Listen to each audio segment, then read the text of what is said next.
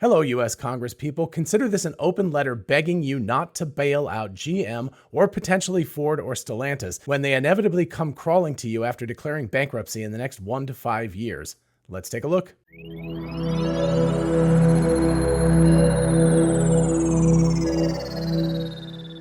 Hey y'all, it's Dr. Know-It-All. Before I get to the gory details of why GM and potentially Ford, Stellantis, VW, and many other companies are going to go bankrupt in the next few years, I want to quickly point out this very positive story of Gavin Newsom, California's governor, going to visit Tesla's Giga Shanghai and speaking highly of their new Model 3. As saw your notes, California Governor Gavin Newsom visited Tesla's Giga Shanghai factory today. The working model of Tesla Gigafactory Shanghai has benefited both China and the United States. Newsom test drove the new Model 3. He said he is optimistic about the future of self-driving cars, saying that Tesla's R&D headquarters in California focuses on autonomous driving and artificial intelligence. He stressed that autonomous driving is the future. All right, so much for the positive news. Now on to the gory negative news. And by the way, you can consider this a sort of a part 2 to the previous video I did. I'll leave a link to it up here and at the end of this video. It was very popular actually, and if you haven't seen it yet, you should definitely watch that. You can watch it out of order if you want. It doesn't really matter. But that video was about GM and Ford and Mercedes and VW and BMW and Toyota and on, saying that EV demand is collapsing. There's no more EV demand. They're going to therefore slow roll their EV rollout, and they're going to focus on internal combustion engine vehicles in the meantime because they're more profitable. I want to start with this post that I did 2 days ago as I record this. On the 27th of October, I said, "I'm calling on all US politicians to please not bail out GM when they inevitably come crawling to you in 1 to 3 years asking for a bankruptcy bailout.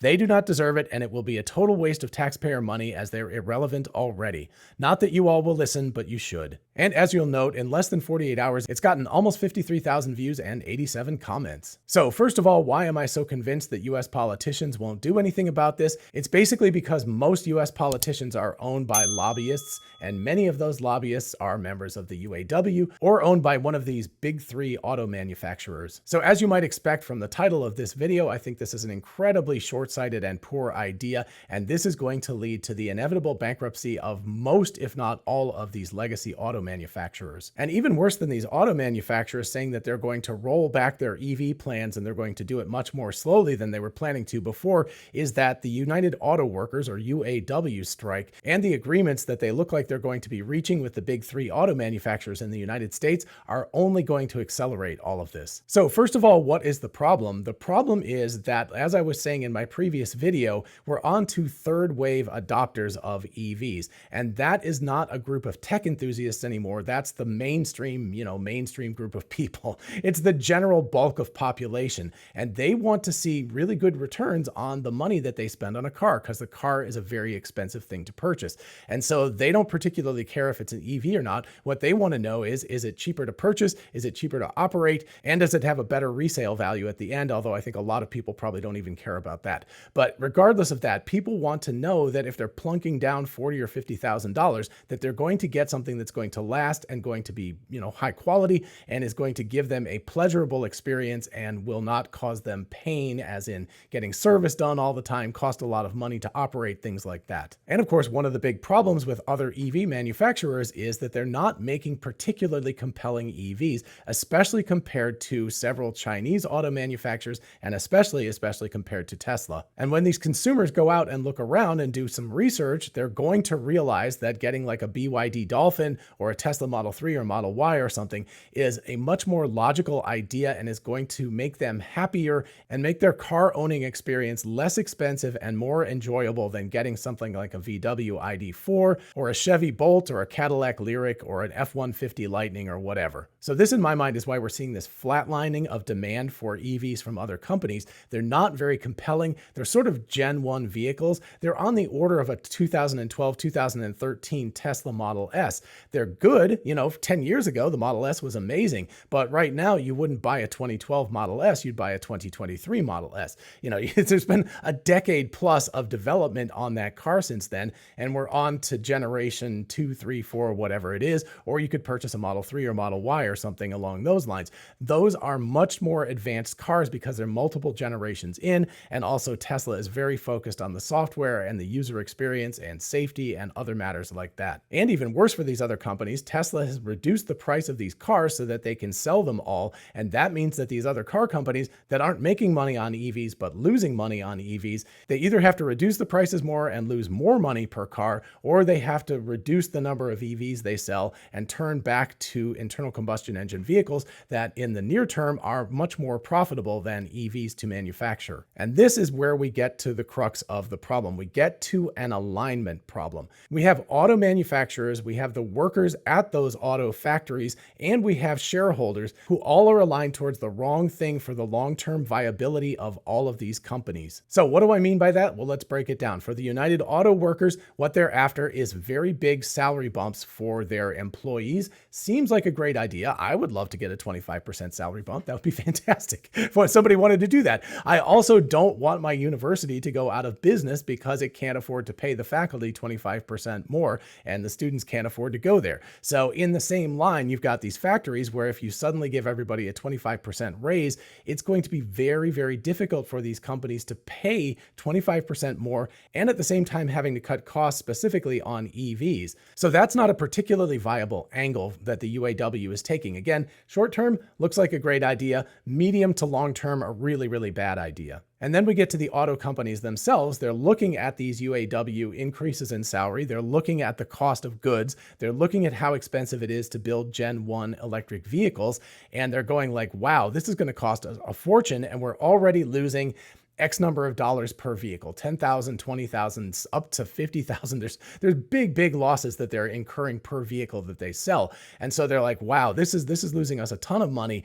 And giving these people a raise at the same time is going to lose even more money. Where can we find short-term profits? Those short-term profits are in internal combustion engine vehicles, which are still profitable. So let's make more of those. And then the third group is the shareholders for these companies. So again, for the United States in particular, that'd be GM, Stellantis, and Ford shareholders. What do they want? They want dividends. They want short-term profits. They want to see that the stock is going up. They want to see all of this stuff happen this quarter, next quarter, maybe 2 quarters from now. They want to see this stuff happen immediately. And electric vehicles right now are costing these companies money, and they are a drag on their profits, and they're a drag on the dividends for the shareholders, and they're a drag on their profitability and thus on the stock price. So again, all three of these, the UAW, each of these companies, and the shareholders are all misaligned for long-term success. What they're aligned for, they're all aligned on short-term profits. They want stuff right now. They want more money right now. They don't care about what's going to happen 1 to 3 to 5 years from now. They only really care about the next quarter or the next year. And so what they're telling the public is that there's no longer a demand for EVs, and therefore they don't need to build them very quickly. They can build them slowly, and they can figure it out over the next 5 to 10 to 15 years,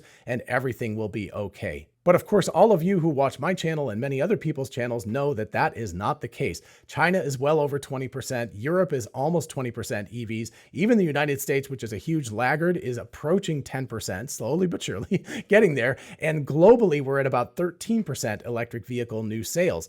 And that is well past the tipping point. You know, traditionally it's considered in that S curve, 10% is the tipping point. Once you reach that, it has its own momentum. So what's going to happen? Well, I'm predicting all of these legacy auto manufacturers who are coming out right now and saying, we don't want to build EVs. They're not profitable. Nobody wants them. We're going to continue to build internal combustion engine vehicles. Great. It's going to work fine for the next year to maybe 2 to 3 years or something. 3 years is really starting to stretch it. But then what's going to happen is that all of the electric vehicles that people want to purchase and are not being made by these legacy auto manufacturers are going to be made by somebody else. That's going to be Tesla. That's going to be BYD. That's going to be companies like Rivian. It's also going to be a lot of other Chinese companies. And who knows, maybe there's another startup out there that will come out of the woodwork as well. But these companies are going to fill that vacuum. So if you have the big players, they're like, yeah, we're not going to make this. So they're like, here's our auto industry. It's this big pie right now, but there's this widening wedge that's happening in that pie. And the auto manufacturers like too expensive to get into there. And what's going to happen is that's a vacuum, and that vacuum is going to be filled by other companies. And if you think my prediction of these companies going to the US, particularly GM, in the next 1 to 3 years is way too short, just look at how fast companies like BlackBerry and Nokia got disrupted by the iPhone and Google's Android. Once people find a better technology, and once you get over that 10% tipping point, it happens like that. It's really fast. Now, of course, cars are more expensive and more durable than phones are, and so people, don't buy them quite as fast. And so for some companies, we may be looking at well past 3 years, more like 4 or 5 years. But I think GM in particular is in an absolutely terrible position right now. And therefore, I think they're going to be the bellwether. They're probably going to be the first company that's going to declare bankruptcy, and they're going to do it. And then they're going to come to the US taxpayer, us, and they're going to say, please bail us out yet again. And people have pointed out in comments to my post on X that actually there have been some bailouts, some under the table bailouts that have been happening already for GM and Ford and Stellantis. But I'm talking about a real one where they have to declare bankruptcy. They're like, we can't do it anymore. We need money from the US taxpayer. And just like in 2008, they'll come crawling to us. And just like previously, we will never see a penny of that money. It will just go into a giant black hole that is GM. Potentially Ford and also Stellantis might follow suit, but I think they're going to be, more extended. It won't happen as quickly. But for US auto manufacturers, watch GM in particular. I think they are really, really on the cusp of having a very, very bad day. And so, like I said in the beginning of this video, this is kind of an open letter to the US Congress, to the House of Representatives and the Senate. Please do not bail out GM in particular, and also Ford and Stellantis if they go out of business. I know it's going to be hard not to do that, but these companies don't deserve to be bailed out. What needs to happen is they need to get out of the way so new blood can come in, and those companies are the ones that should fill the gap. Now, hopefully that won't be only Chinese companies like it happened with Japan, and there will be others like Tesla and Rivian and other companies from the US and Canada and other places that will be able to step in and manufacture electric vehicles not made in China.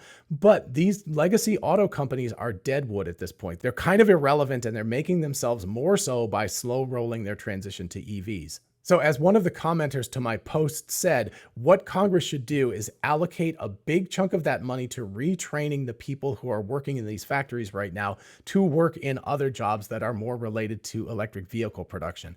That's what they should do rather than bailing out these companies. And if the US wants to spend more money, what they should do is incentivize these newer companies that are all in on EVs, not give any more money to legacy auto. Again, do I expect this to happen? No, because I believe that Congress is pretty much in the pocket of these companies and the UAW, and of course oil companies as well. So I don't think that they're going to do this. Should they do it? Absolutely. Is it going to be a massive waste of money and just put a drag on the US economy if they bail out these companies? Absolutely. So they should do it. I doubt they will do it, and that's going to be a big, unfortunate drag on the US economy. All right, are you depressed yet, or do you think this is actually the way things are going to go? Please do let me know in the comments. And of course, while you're down there, please do like the video so other people can find it. And of course, consider subscribing for more of this kind of content.